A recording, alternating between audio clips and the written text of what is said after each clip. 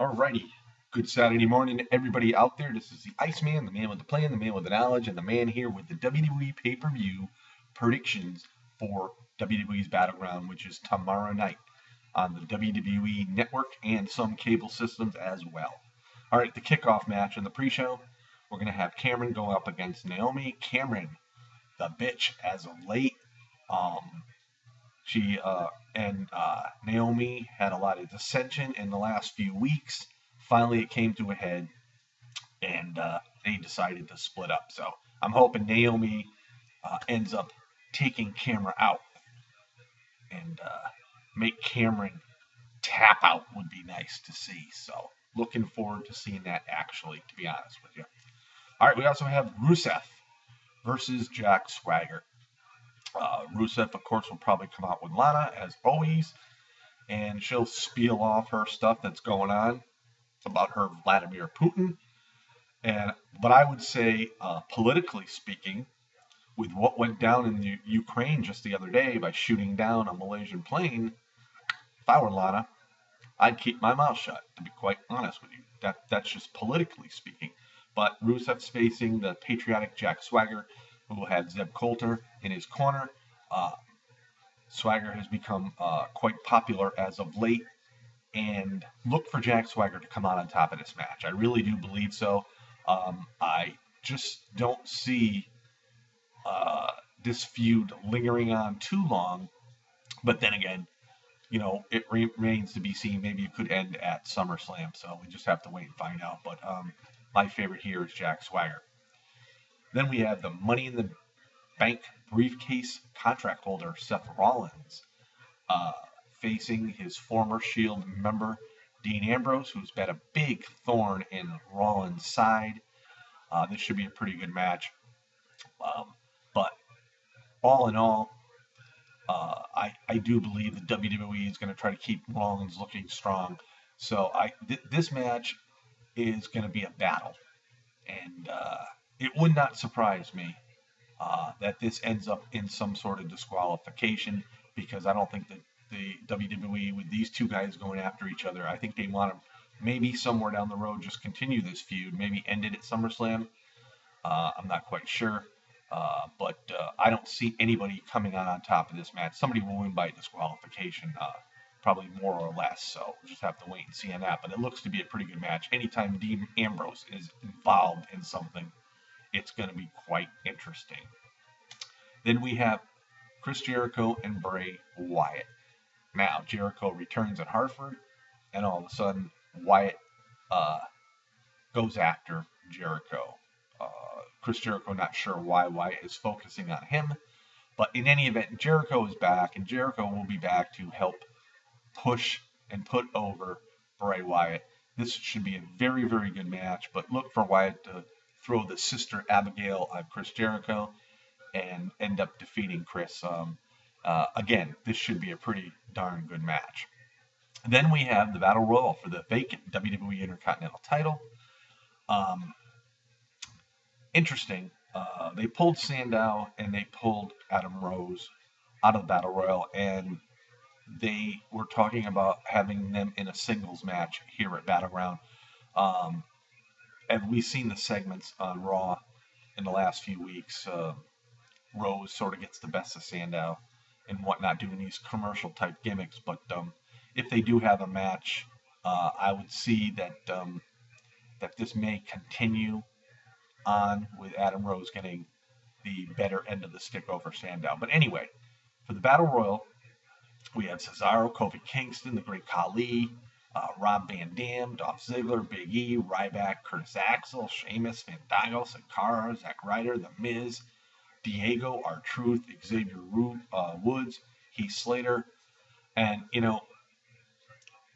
this is a match that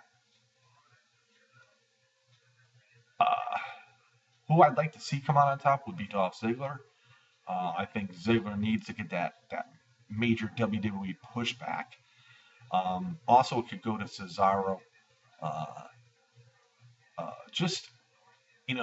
Cesaro getting that major push with Paul Heyman, then all of a sudden Heyman being absent from Cesaro's corner this past week on Raw. And Cesaro just losing like 3 weeks in a row on Raw. And you start pushing a guy, and then all of a sudden they start getting beat. So, I'm really not sure where the WWE is headed. But for some odd reason, I have a funny feeling that Sheamus is going to come on top of this match, and he's going to hold both belts. I don't know why, but I just have a feeling. So those are my predictions there. I believe Sheamus is going to end up having both the U.S. and the Intercontinental belt, and then we'll just see what happens from there on in. We have the WWE Divas title match, Paige versus AJ Lee. This is an interesting match. AJ Lee, the newly crowned Divas champion.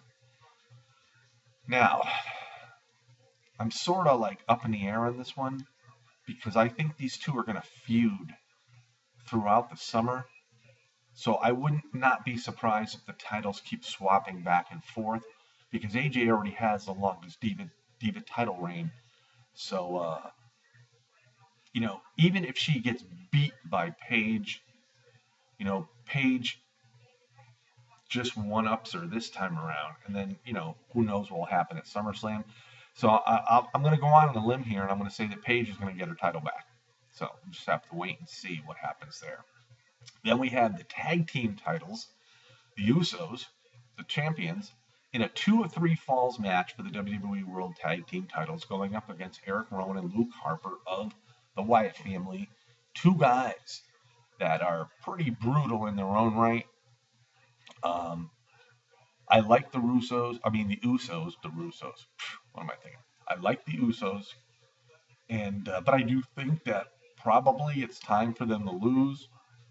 And since Bray Wyatt isn't involved in the WWE World Heavyweight Championship title mix, now that's another thing I want to talk about in a minute. I do think that Harper and Rowan are going to come out on top and get 2 out of 3 falls over the Usos and become the new WWE Tag Team title champions. Now, we're getting to the Fatal 4-Way for the WWE World Heavyweight title. Now, what I'm wondering is Ric Flair going to keep that World Heavyweight belt? Are they going to still come out with the 2 belts, or just going to come out with the WWE title?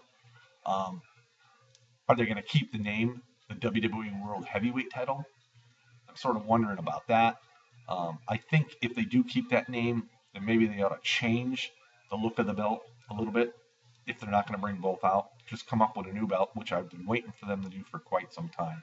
But in any event, the WWE World Heavyweight Champion John Cena in a Fatal 4-Way with Kane, Roman Reigns, and Randy Orton.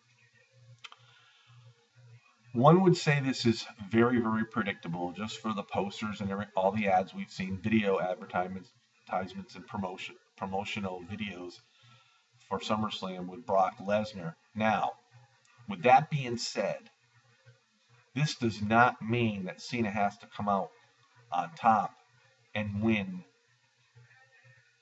and keep that WWE World Heavyweight belt. He can still wrestle Brock Lesnar at SummerSlam without the belt.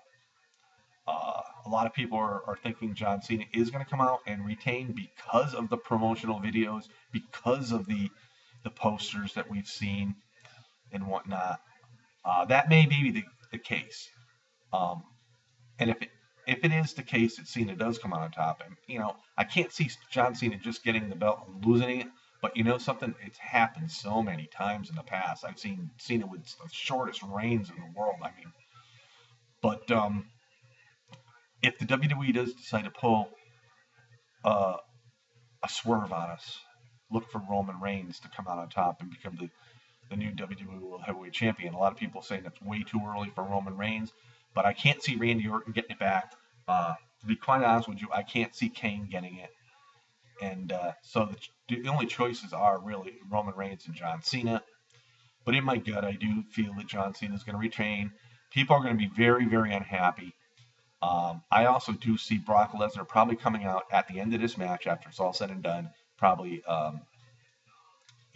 F5ing John Cena and maybe a possible cash-in tease with Seth Rollins and again, maybe Ambrose coming out and ending that. I don't know.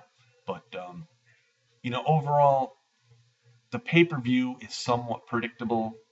I think the main event is going to go either one or two ways. Uh, but the card looks to be okay. I'm really looking forward to it tomorrow night, and you know, let's just hope the WWE, you know, gives us a pretty good show.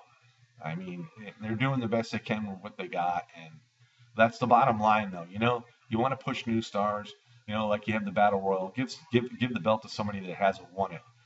But I just, in my gut, I feel that Sheamus is going to come out on top. I just don't know why, but I just have that feeling. I had no reason by reading anything to believe that, but it's just something I have a feeling about. So, anyway, those are my Battleground predictions for tomorrow night's WWE pay-per-view. You can see it on the network. You can see it on some cable systems. So we'll just wait and see what happens, guys. Peace out, everybody. Have yourself a great Saturday.